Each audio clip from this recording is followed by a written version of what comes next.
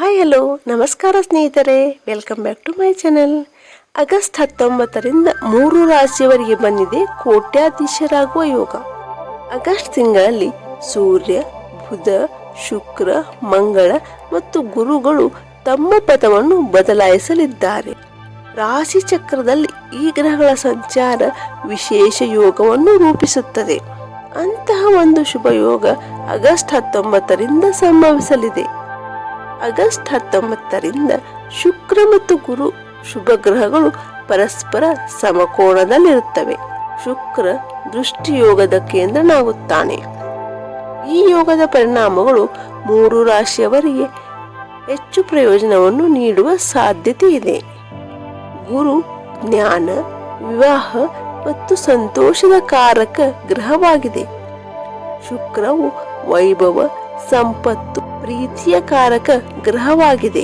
ಈ 2 ಗ್ರಹಗಳು ಪರಸ್ಪರ ಸಮಕೋಣ ಸ್ಥಿತಿಯಲ್ಲಿರುವುದರಿಂದ 3 ರಾಶಿಯವರಿಗೆ ಲಾಭವಾಗಲಿದೆ. ಆ ರಾಶಿಗಳು ಯಾವುವು ನೋಡೋಣ ಬನ್ನಿ.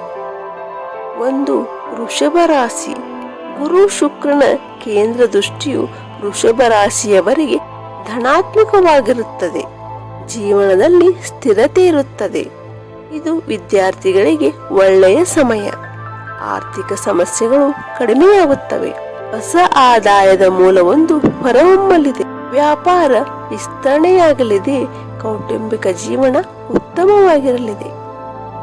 2. ಕನ್ಯಾ ರಾಶಿ. ಕನ್ಯಾ ರಾಶಿಯವರಿಗೆ ಈ ಸಮಯವು ಮನಸ್ಸಿನ ಶಾಂತಿಯನ್ನು ಹೆಚ್ಚಿಸುತ್ತದೆ. ಈ ಸಮಯದಲ್ಲಿ ತಾಳ್ಮೆಯಿಂದಿರಿ. ವ್ಯಾಪಾರ ಸಂಬಂಧಗಳು ಬಲಗೊಳ್ಳಲಿವೆ. ವಿದ್ಯಾರ್ಥಿಗಳಿಗೆ ಇದು ಉತ್ತಮ ಸಮಯ. ಹೊಸ ಜನರನ್ನು ಭೇಟಿಯಾಗುವಿರಿ. ಲಾಭದ ಪ್ರಮಾಣ ಹೆಚ್ಚಾದಂತೆ ಸಂತಸ ಹೆಚ್ಚಾಗುತ್ತದೆ. ಉದ್ಯೋಗ ಅವಕಾಶಗಳು ಸೃಷ್ಟಿಯಾಗಲಿವೆ. ಉದ್ಯೋಗಿಗಳಿಗೆ ವೇತನ ಹೆಚ್ಚಳ ಅಥವಾ ಬಡ್ತಿ ದೊರೆಯಬಹುದು. ನಿಮ್ಮ ಸಂಗಾತಿಯೊಂದಿಗಿನ ಸಂಬಂಧವು ಬಲಗೊಳ್ಳಲಿದೆ. 3. ಮೀನರಾಶಿ. ಗುರು ಶುಕ್ರನ ಕೇಂದ್ರ ದೃಷ್ಟಿ ಯೋಗವು ಮೀನರಾಶಿಯವರ ಜೀವನದ ಮೇಲೆ ಸಕಾರಾತ್ಮಕ ಪರಿಣಾಮ ಬೀರುತ್ತದೆ. ಮನಸ್ಸು ಶಾಂತವಾಗಿರುತ್ತದೆ. ಚಿಂತೆಯಿಂದ ಮುಕ್ತಿ ಪಡೆಯುವಿರಿ. ಆರ್ಥಿಕ ಬಿಕ್ಕಟ್ಟು ದೂರವಾಗುತ್ತದೆ. ಸಂಬಂಧಗಳು ಗಟ್ಟಿಯಾಗಲಿವೆ. ಆರೋಗ್ಯ ಚೆನ್ನಾಗಿರುತ್ತದೆ. ಕೌಟುಂಬಿಕ ಜೀವನ ಸುಧಾರಿಸಲಿದೆ. ಈ ಮಾಹಿತಿಯು ಸಾಮಾನ್ಯ ನಂಬಿಕೆಗಳು ಮತ್ತು ಜ್ಞಾನವನ್ನು ಆಧರಿಸಿದೆ. ಆದ್ದರಿಂದ ನಾವು ಇದನ್ನೇ ನಂಬಿ ಕುಳಿತುಕೊಳ್ಳುವಂತಿಲ್ಲ. ನಮ್ಮ ಕೆಲಸವನ್ನು ಮಾಡುತ್ತಲೇ ಇರಬೇಕು. ಅಂದಾಗ ಮಾತ್ರ ಯಶಸ್ಸು ಸಾಧ್ಯ. ಸ್ನೇಹಿತರೆ, ಈ ಮಾಹಿತಿ ನಿಮಗೆ ಇಷ್ಟವಾದಲ್ಲಿ ಒಂದು ಲೈಕ್ ಮಾಡಿ. ಮರೆಯದೇ ನಮ್ಮ ಚಾನಲನ್ನು ಸಬ್ಸ್ಕ್ರೈಬ್ ಮಾಡಿ.